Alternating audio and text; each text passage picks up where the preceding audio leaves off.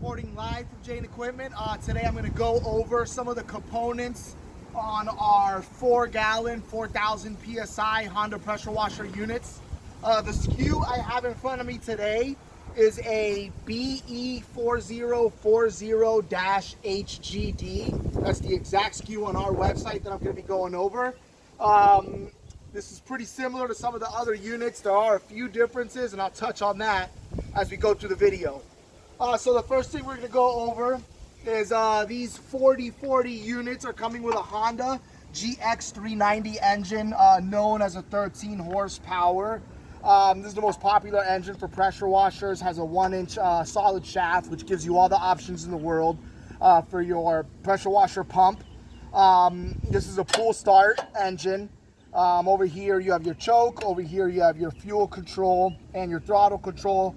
Pretty straightforward.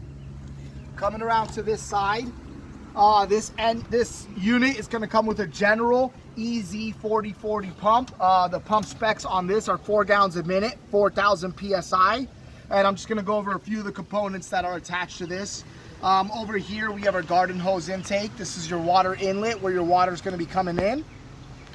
This is a VRT3 unloader, pressure regulator. This is what's regulating your pressure coming out of the pump. When you release the trigger, this is what's going to make the pump bypass. Which brings me to this black hose here on the side.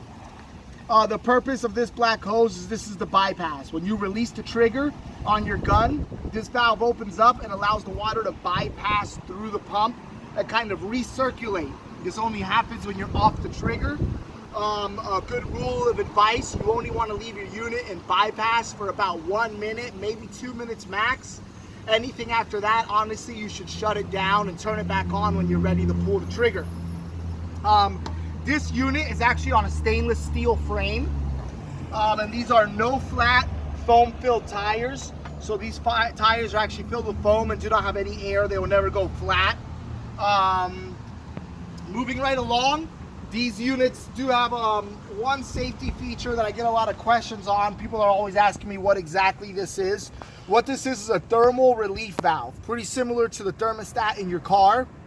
You always want it pointing down, by the way. And the reason is, if the water inside the pump gets too hot, this is actually going to open up and dump this very hot water down onto the floor, which that's why it's important. You don't want it pointing up. The last thing you'd want is to get sprayed with that hot water in that situation, so you always want those pointing down.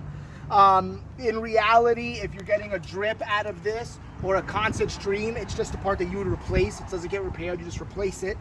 You know, and if you're watching this video and you already have a pressure washer at home and you're just trying to get familiar with it, you might have a thermal relief valve over here. So if you see a similar component over here instead of this plug, you know, this part could also be installed right here. It might have a little white cap on it, or it might have this black cap like this, but those are thermal relief valves. The only reason that would really ever fire off is if you leave it in recirculation mode for too long. You know, so if the pump is cycling, which means I'm off my trigger for too long, the water will get hot and eventually pop this valve open.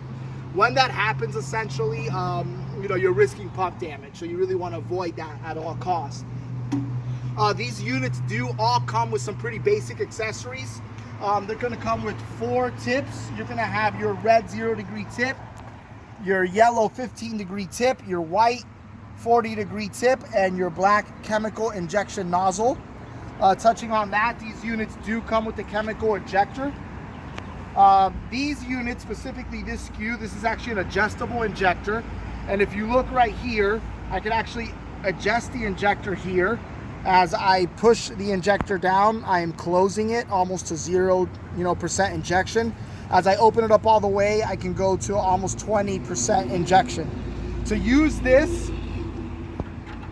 I would actually attach it right here prior to my hose. So my hose would attach there. I would put this into my chemical mix or, you know, gallon, and it is used in unison with the black tip. This component must be used in unison with the black tip. It will not draw chemical with any of these high pressure tips, so it's important you understand that if you're going to use chemical injection, it's a 2-step process. You're going to spread the chemical under low pressure using your black tip. Once your chemical is spread, You're gonna shut off your unit. You're gonna remove this, reattach your hose, and then come back with your gun and your high pressure tip and finish the cleaning job. That is technically the right way to do it. You could not shut down the unit and leave this on there, but it's really not advised to leave your chemical injector on when you're not using it. In reality, it's just restricting your water flow, because if you were to hold this up and look through it, it's a very small hole. So this really only causes restrictions, which is why I don't recommend you leaving it on at all times. Only attach it when you need it and remove it when you're not using it. The unit is also going to come with your high pressure gun with a 3-foot lance. It's also going to come with 50 feet of black high pressure hose. If you guys want to upgrade to a gray hose, that is something you can do. Just call or email us. We could always get you upgraded to a gray hose on these. And if you have any questions, don't hesitate to send us an email or call in. We make these videos trying to educate our customers so people know what they're getting into before they buy it. There is another SKU very similar to this one, which has a different price on my website. I believe the SKU is going to be PP4040 HGD. So instead of having a BE, it'll have 2 P's like Paul. And the difference on those units, they're pretty similar, but one major difference is it's going to have an aluminum frame. They actually have inflatable tires instead of foam filled. And even though it comes with all the same equipment, it will look a little different, especially with the thermal relief valve, where I mentioned it'll be installed in a different area. But all things considered, everything else in the video is still valid. And that's really just an overview of these units. This is a 4-gallon, 4,000 PSI unit. For people getting into a pressure washing business, this is a great unit. I would say easily 85% of people start off with 4-gallon units before eventually upgrading as their business grows. There's plenty of guys who already have their 8-gallon units and they have a 4 on their trailer just as a backup, or to be able to kind of do some spot work here and there when they don't want to run their larger unit, depending on the job. It is also technically possible to Siamese 2 of these units together to create an 8-gallon flow, but that's more advanced, maybe another video for another day. I feel like I've touched on everything, so I'll just go over it again. All these units do come with all required tips, your chemical injector, 50 feet of hose, and your high pressure gun. They pretty much come ready to work.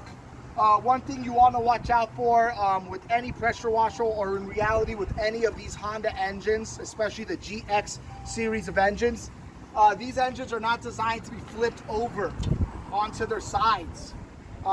Plenty of people probably already run into this problem. You will seize these engines by rolling them over. You want to make sure they're always staying upright. That's pretty much all I have for you guys today. Any questions, comments, concerns, you can leave me comments on our YouTube channel, Jane Equipment. We're on Instagram, Jane Equipment, and on Facebook. Or send us an email or give us a call for any questions. Thanks a lot. Have a great day.